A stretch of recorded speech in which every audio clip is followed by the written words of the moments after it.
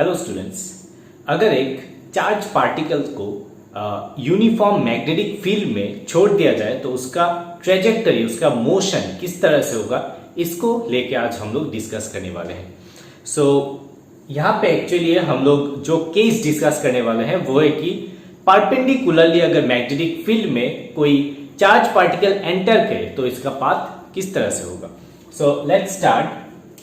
Suppose एक charge particle Q है, okay Q।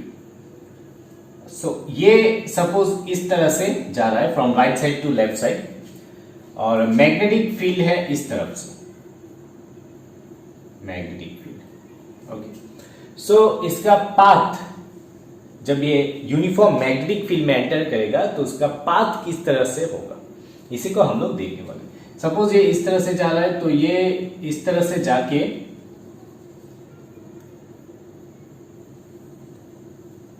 कुछ इस तरह से सर्कुलर पाथ में ये चला जाएगा, ओके।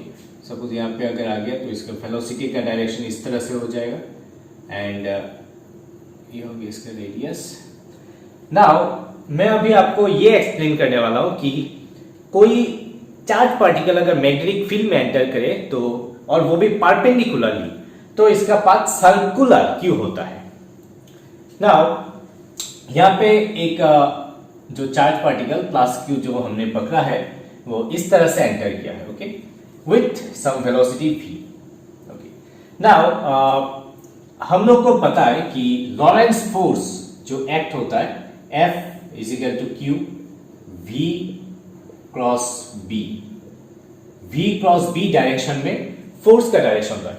तो V का डायरेक्शन इस तरफ है और B का डायरेक्शन ऊपर की तरफ है। दैट मीन्स यहाँ पे भी अगर हम B का डायरेक्शन दे दे तो in that direction B is directed, okay.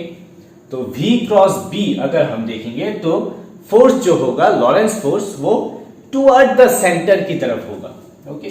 तो फोर्स का डायरेक्शन है इस तरह से, सेंटर की तरफ, अगर सेंटर O है, ठीक है।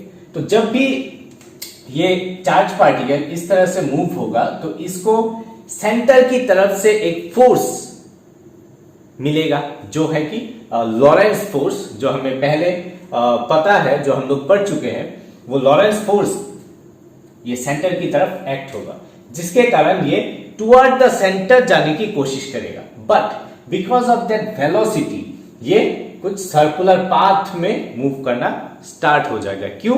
क्योंकि यहाँ पे जो फोर्स है और यहाँ पे और एक फोर्स आएगा जो है, एक तो लॉरेंस फोर्स यहाँ पे आगे है, उसके साथ जो सेंट्रीपिटल फोर्स है वो लॉरेंस फोर्स के इक्वल होगा, जिसके कारण ये टोटली सर्कुलर पाथ में मूव करना स्टार्ट कर देगा।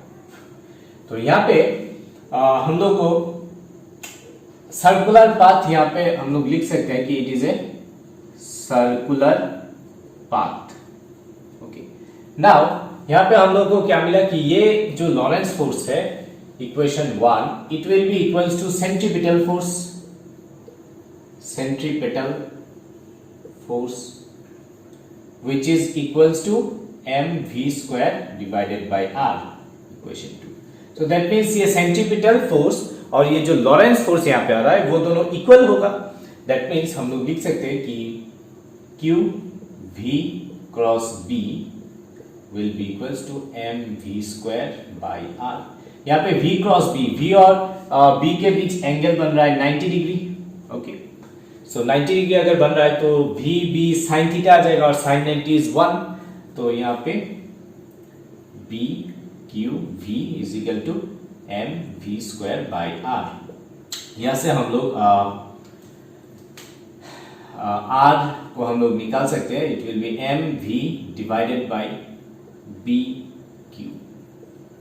This is the ultimate equation for radius. यहाँ पे जो रेडियस होगा, ये जो रेडियस बनेगा, ये रेडियस r, ये रेडियस का वैल्यू आ जाएगा md by B Q, okay.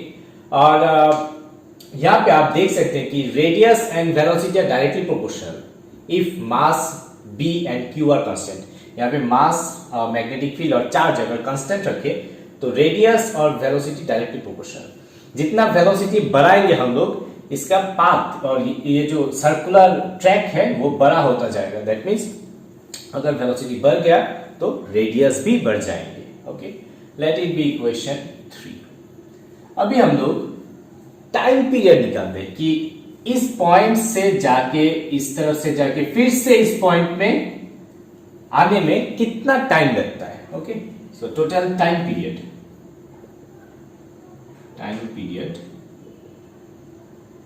t will be equals to distance by speed, distance हो गया 2 pi r divided by v। यहां से हम लोग अगर v को रिप्लेस करते हैं या फिर r by v को अगर हम रिप्लेस करते हैं, r by v will be m by bq। Okay, ये आ गया twice m by bq। we know omega is equal to 2 pi by t। Omega क्या है? ओमेगा है एंगुलर फ्रीक्वेंसी,